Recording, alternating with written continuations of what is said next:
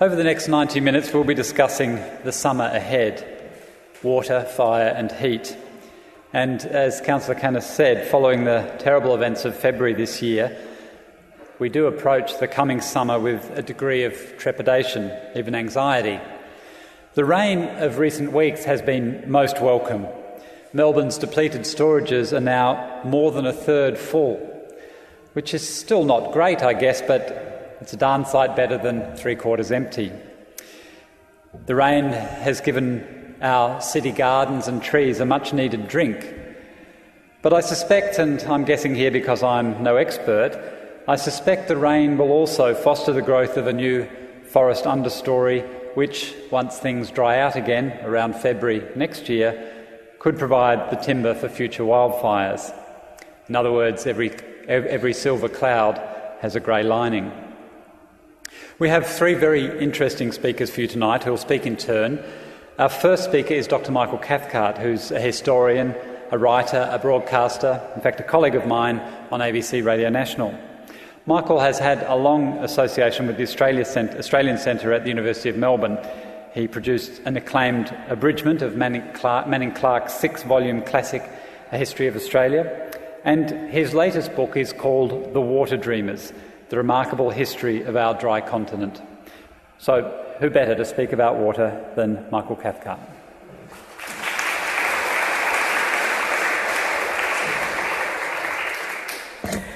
Well, the history of white Australia can be written as a story of failure and devastation. It can be told as the story of a people who laid waste to this beautiful continent. And iconic books like The Future Eaters and Taming the Great Southland are stories in that mode, stark and powerful confrontations with our capacity to rip the life out of this land. But the history of Australia can also be told as the story of a people who've embarked on a great journey, a people who year by year and place by place are learning to belong. And The Water Dreamers, my book The Water Dreamers, is a story of that kind. It's the story of how we, the white Australians, are on this journey to belong. Now, as Peter said, the water catchment of Melbourne is a third full, 37% full. The water catchment is something that we've done right. It's been government managed since the Yanyeen Reservoir came online in 1857. Up there in the hills, reservoir after reservoir has been built, and we should know them as a mantra of our city. Maroondah, 1927, O'Shanassy, 1928, Sylvan, 1932, Sugarloaf, 1981, the Thompson, 1983. That's one way in which we could sing our water. 37% full. I mean, we've been through a 13-year drought and the dams are 37% full. This is not a disaster. This is not the story of a city that's running out of water. This is a story of a city that has a way of preserving water that has worked. This is the greatest challenge that's been bowled up to our water system since white people set foot on this land. And the dams are 37% full. We're not facing a crisis, a shortage of water in this town. The system is working. Now, 80% of your and my drinking water comes from closed catchments. That is, catchments that are devoted solely to collecting water. And we're one of only 5 cities in the world that has a system like that. It's not a cause for complacency, but it is a cause for celebration. That catchment is this city's most precious heritage, and it's one that we must never, never allow to pass out of our hands. We must never sell it off. We also need to listen to what the scientists are telling us. As you all know, the question of logging the catchment is a very loaded political issue. We need to understand that we have a responsibility to manage and care for that catchment, not just to fence it off and walk away and let some force called nature do all the work. In fact, the regrowth of the burnt mountain ash trees is going to pull massive amounts of water out of the catchment. Some studies say it will reduce runoff by up to 20%. Some culling of that forest will take place. It must take place. because we need to have biodiversity up there in the catchment, and we need to maintain that wonderful catchment that's supplying water to us. I was at a seminar recently where one water management expert pointed out that the most efficient forest to have up there would be, the most efficient thing to do would be to cut down all the trees and just have ferns growing everywhere. Massive amounts of runoff. But everyone agreed that that really wasn't a good idea, except for one very unpopular man who stood up and thought it was, and everybody sort of hissed. Look, the take-home message of the Water Dreamers is this: we humans are an active part of the natural world. Just as a bowerbird builds its bower and the platypus excavates its burrow in the riverbank, so we as the builders of dams and the diggers of wells and the tillers of fields are part of the natural order. And it's odd how many white Australians are uncomfortable with that idea. Now, I say that because it seems to me that the environmental debate has got off course. On the one hand, you've got environmentalists who champion something called the environment, and on the other hand, you've got farmers who by and large, seem to think that the environment ends where their fence is. The environment's over the fence. This is a very odd way of looking at the world. Other countries don't think like this. If you're in England and you went for a nature walk, you wouldn't be surprised to end up on a farm. One of my favourite places in the world is a hill called Whitnam Clumps. It's in Oxford. I've spent many dreamy days sitting on, well, not days, but hours sitting on this hill over the years. It's in farming country. People have been farming that country for thousands of years. And you have a sense that nature and hedgerows and the Thames that goes through the meadows there and the Roman ruins that are all around, that this is all part of the natural world. Now, we don't think like this. It's one of the great tragedies in Australia that thoughtful people, people of goodwill, people who love justice and beauty and have a capacity to care, have come to mistrust engineering. And why wouldn't you? When engineering in the post-war period has been so destructive, when so many, in fact, buildings of 19th century Melbourne have been replaced by commercial tat, why wouldn't you mistrust development when the glorious opportunity to build a city which embraced the river has been squandered in that developer's junkyard we call Docklands, a windswept, barbarous wasteland, a series of investment projects that invest nothing in urban space and greedily occupy the land of the city, giving back nothing, in fact less than nothing, in return? Why wouldn't you say no to engineering when we see precious farming country in our state destroyed by the bricks and concrete of new jerry-built suburbs, creating a lifestyle built on debt? There is every reason to demand that we build, and we build differently.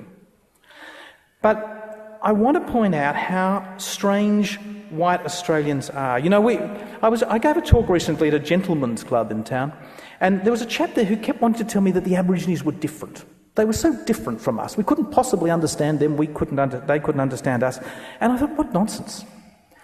You know, if you go walking in Oxford, you walk along the river called the Isis, and every bend in the river has a story. You cross a little stile, it's called Thompson's Stile. You stop in a field, it's Matthew Arnold's field. There are sprites that live in the river. You think about the Rhine Maidens, think about the Ganges. The Aborigines also invest country with stories, their water with tales. They have a story for every bend in the river. But you and I are only starting to do this. I thought I was sitting in Matthew Arnold's field in Oxford, and I thought, well, where I come from, this would be called the top paddock. You know, we're only just starting to do this. We should stop thinking of Aborigines as different and be aware of how like most other civilisations Aborigines are, how they have a very powerful economics of belonging. It seems to me that living with nature and being sustained by nature is fundamental to any understanding of economics, and that we need to have a clear distinction in our minds between economics and this thing that we're being taught to call the market. The market is not economics. Economics is about our relationship with nature. The market is just one system, a system which has just recently, I think, fallen over. I've become fascinated by the work of two water scientists, Chris Walsh at Melbourne University and Tim Fletcher at Monash University. They say that we don't have a water shortage in this town at all, not because of the catchment, but because of all the stormwater that falls on this city. Stormwater that could be captured and used. In fact, their research shows that all that stormwater, which rushes down the stormwater pipes and into the Yarra here, is actually damaging the Yarra. You know how when you think it rains, you think, oh, that'll be good for the river, it flushes it out. Apparently that's terrible. We don't want to flush the river out. We want to gradually feed water into the river from groundwater sources that are supplied by rain. We want to feed the river gradually. And this idea of flushing the river out is a very bad thing.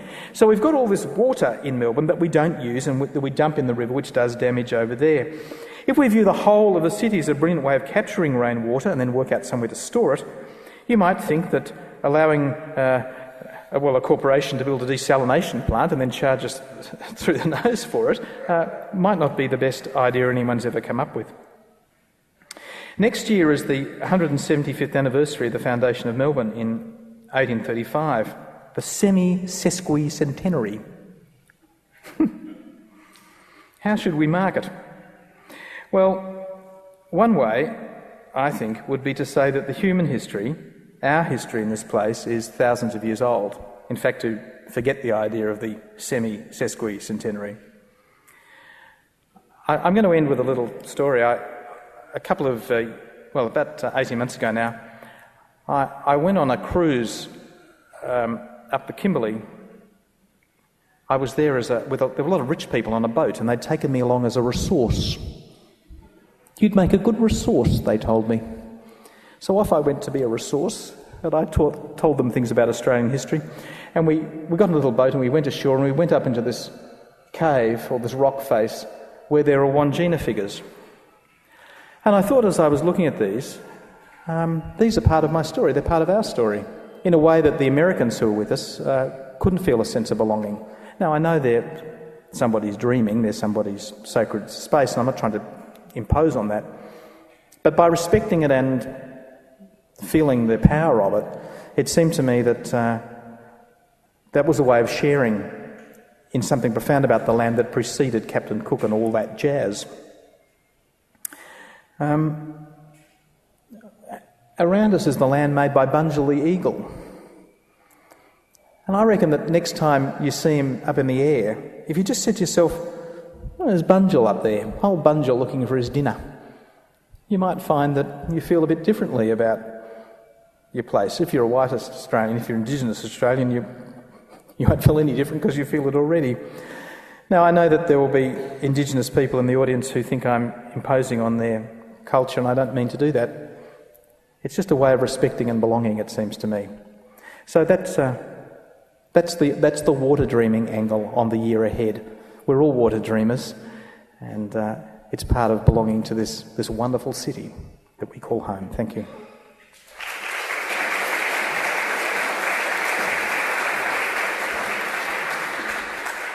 We move on now from water to fire. Very elemental this. I was thinking of earth, wind and fire, ice. What else can we get in here? But fire, and Tom Griffiths is the ideal person to talk about fire. Tom is Professor of History at the Research School of Social Sciences at the Australian National University. He's written many books, and all of them seem to have won prestigious awards. Slicing the Silence, Voyaging to Antarctica, won the non-fiction prizes in the Queensland and New South Wales Premier's Literary Awards, and it shared the 2008 Prime Minister's Award Prize for Australian History.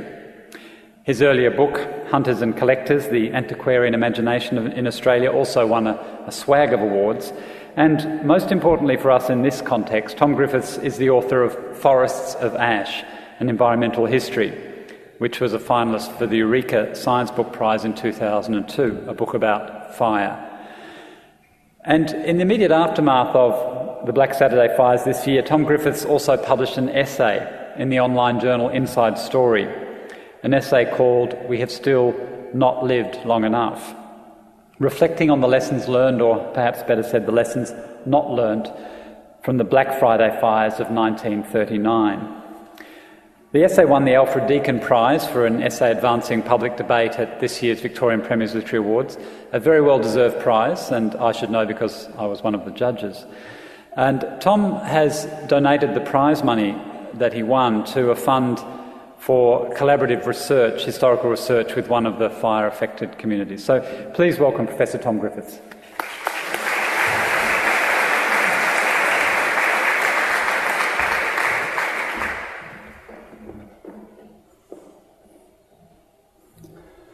Thank you very much, Peter. Good evening, ladies and gentlemen. It was the hottest day on record. It came after a long drought and a dry winter. The rivers and creeks were running low. Snakes were active early in the spring. People watered their gardens with buckets and cans. A prolonged heat wave set in. A high-pressure system stalled in the Tasman and hot northerlies swept down across Victoria. The bush was tinder dry and grass crunched ominously under boots. People knew something was about to happen. The fire that erupted, though, was beyond imagination. This was no ordinary fire, but a rampaging monster. It did not burn, but cremated. It could not be fought. It was an explosive torrent of gas that could ignite even without flame. Great trees were uprooted and thrown into the air like matchwood. Survivors spoke of the fearful noise it generated, of the insatiable column of fire, like a tornado, of a wall of flame 100 feet high, of the shower of burning embers, of the way houses seemed to explode, of the heavy pall of smoke that made the world dark. The fire that began near King torched the whole range. At Marysville, as well as the terror experienced in town, 7 people died trying to escape the inferno at the last minute, their cars crashing into burning trees. The village of Narberthong was gutted. It was swooped down upon in a moment. In one picturesque mountain township, residents went about their day blithely unconcerned by the colourful thunder clouds hanging over their settlement. Half an hour later, the entire town lay in smoking ruins, and shocked survivors wondered who of their friends they had lost. The death toll was appalling. This black day of fires was, as everyone said, unprecedented. How could there be such a loss of life? Who could believe that rampant flame could scourge a country that considered itself civilised? Victorians, indeed Australians, had never before experienced anything like it.